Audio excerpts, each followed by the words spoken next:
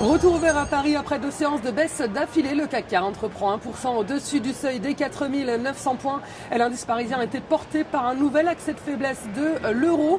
Le marché était attentiste également avant la publication d'indicateurs d'importance aux États-Unis et surtout à la veille de la réunion politique monétaire de la Banque centrale européenne. Et côté valeur, le secteur automobile avait le vent en poupe et profite du salon international de l'automobile qui se tenait à Genève. Un Renault notamment était très recherché. Le constructeur automobile se hisse en tête du CAC à plus de 23%. Peugeot prenait près de 4%. Les bancaires Crédit Agricole, BNP Paribas, Société Générale s'appréciaient de plus d'1%.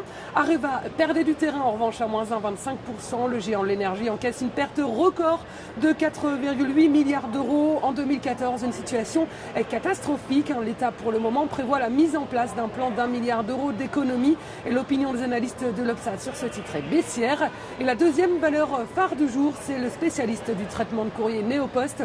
Son chiffre d'affaires est en progression de près de 5% sur le 4e trimestre, mais le groupe a prévenu que ses ventes pourraient stagner sur 2015. Et le titre lâchait 0,87% en fin de séance avec une opinion des analystes de l'Obsa haussière. Et la recommandation de Trading Central, c'est la société de services informatiques Capgemini. Le trou de cotation ouvert le 19 février a relancé la dynamique positive sur le titre. Et de leur côté, les indicateurs techniques sont positivement orientés et ne montrent pas de signe de retournement.